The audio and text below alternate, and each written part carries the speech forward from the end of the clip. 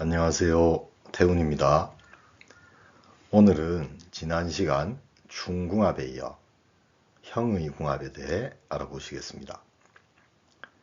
형에는 크게 인사신형, 축술미형, 그리고 자묘형과 자형으로 나뉘어지는데요.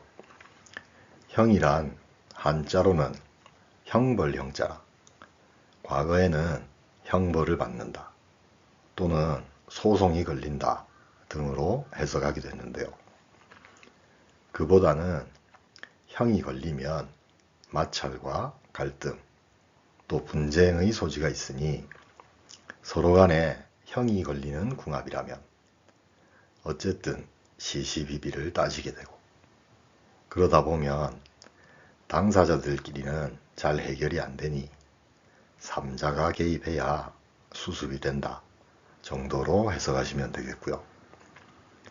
여기에서 삼자란 가족이나 친구일 수도 있겠고, 때로는 어떤 전문가의 도움도 필요하다고 보시면 되겠습니다.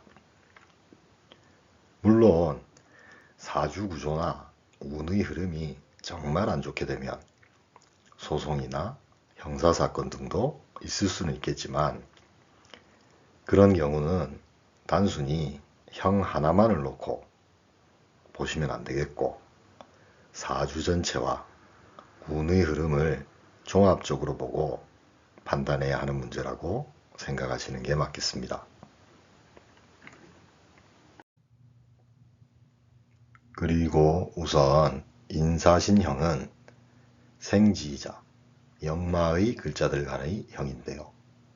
그래서 어떤 일의 시작 단계에서 형이 일어난다 라고 보시면 되겠고요. 그리고 축술미형은 묘고지이자 화계의 글자들 간의 형이니 어떤 사안의 마무리 단계에서 일어나는 형이다 라고 보시면 되겠습니다. 그리고 마지막으로 자묘형과 자형은 인사신과 축술미형에서 빠진 글자들끼리의 형인데요.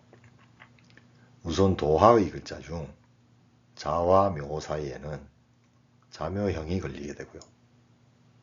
나머지 글자들인 진, 오, 유, 해는 각각 자형이 걸리게 되는데요. 진진자형, 오오자형, 유유자형, 그리고 해해자형으로 걸리게 됩니다.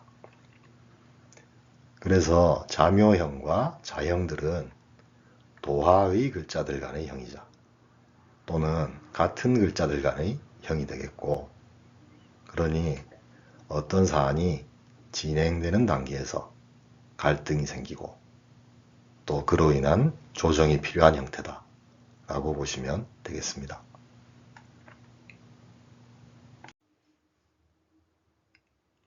그러면 인사신해의 역마형 글자들 간에는 어떤 형태의 형과 충이 성립되는지를 한번 이해해 보시겠습니다. 우선 형은 인사신해 중 해수가 빠진 인사신 세 글자 간의 형인데요. 여기서 해수가 빠진 이유는 역마의 글자들은 다 시작의 기운이라 성급한 글자들인데요. 그나마 해수는 겨울이자 밤의 기운이라 생각을 하게 되고 또 침착하고 양보하는 성향도 있으니 역마 글자들 간의 형에서는 빠지게 된 겁니다.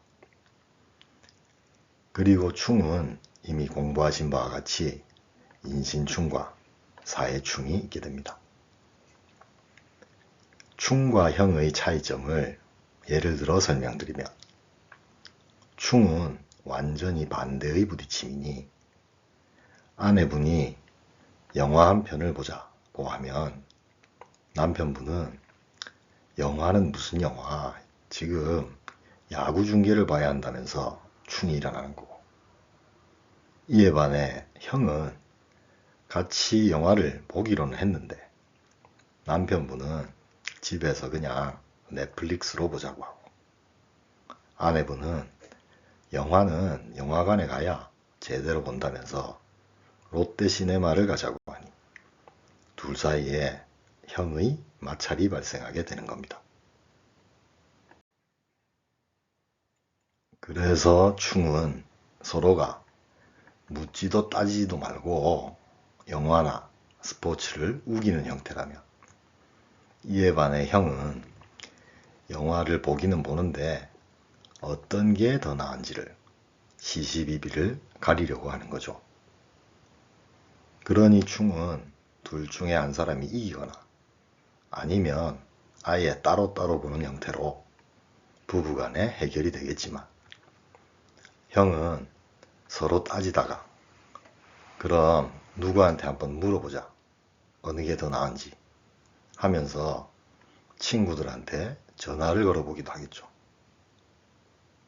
그래서 형은 예를 든 영화의 문제라면 친구를 찾겠지만, 이보다 더 심각한 사안일 경우에는 해당 분야의 전문가를 찾거나 심지어는 법원에 가야 하는 상황이 발생할 수도 있다고 보시면 되겠습니다. 그리고 인사신형의 세 가지 형태에는 인사신 사명과 또 인사형, 사신형이 있게 되고요. 또한 역마글자들끼리의 충에는 인신충과 사해충이 있게 됩니다. 이번에는 인사신형의 특징과 내용에 대해 이해해 보시도록 하겠습니다.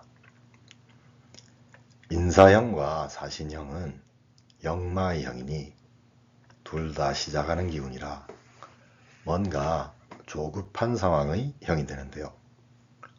그래서 급격하기도 하고 대립과 변화의 코드와 함께 서로에게 상처를 줄 수도 있게 되고, 때로는 우격다짐으로 표출되기도 하는 특징이 있게 됩니다.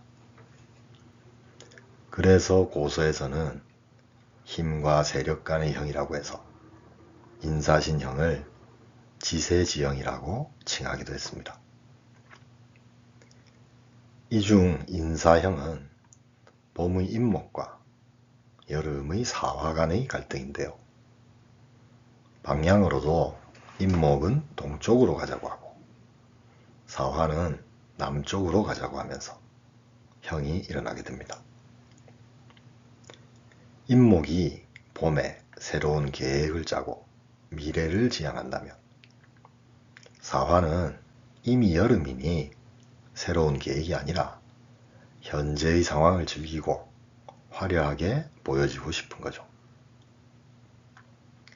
또한 임목은 인호술 삼합으로 화의 미래를 지향하는데, 사화는 현실을 과시하면서도 사유축 삼합으로 가을의 휴식도 생각하게 되니 서로 간에 동상이몽의 갈등과 마찰에 의한 형이 발생하게 된다고 보시면 되겠습니다.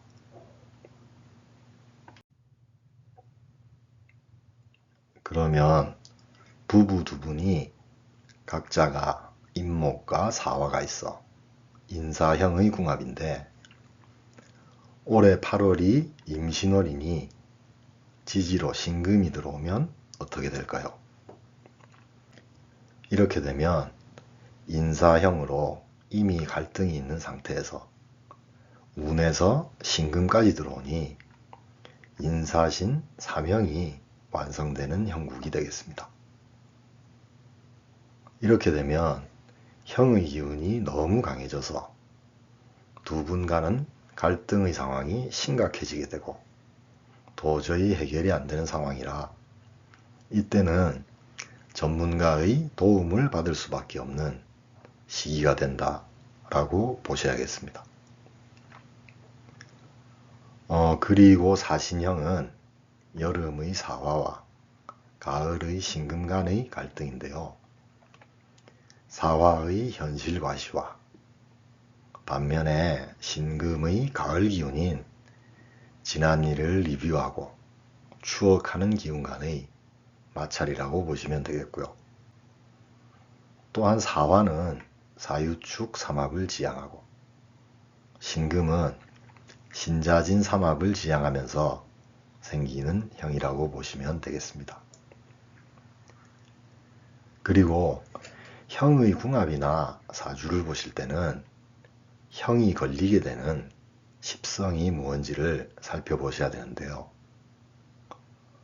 재성과 연관된 형인지 또는 인성의 형이 걸리게 되는 건지 등을 보시면 해당되는 형에 의해 발생하는 상황을 해석하실 수 있음을 참고하시면 되겠습니다. 그러면 이번에는 진술, 충미, 화계의 글자들 간에는 어떤 형태의 형과 충이 성립되는지를 한번 이해해 보시겠습니다. 우선 형은 진술, 충미 중 진토가 빠진 축술미 세 글자 간의 형인데요. 여기서 진토가 빠진 이유는 화계의 글자들은 정리하고 마무리를 하는 기운의 글자들인데 그나마 진토는 봄의 생기를 갖고 성장을 시키는 기운이라 화계 글자들 간의 형에서는 빠지게 된 겁니다. 그리고 충은 이미 공부하신 바와 같이 진술충과 충미충이 있게 됩니다. 축술미도 충과 형의 차이점을 예를 들어 설명드리자면 충은 완전히 반대의 부딪힘이니 아내분이 아파트로 이사가야 된다 라고 하면 남편분은 아파트는 깝깝해서 싫고 마당이 딸린 주택으로 가자고 하면서 충이 일어나는 거고 이에 반해 형은 같이 아파트를 사기로는 했는데 아내분은 상권이 조성된 역세권으로 가자고 하고 남편분은 신도시가 깔끔하고 조용해서 살기 좋다고 하면서 둘 사이의 형의 마찰이 발생하게 되는 겁니다.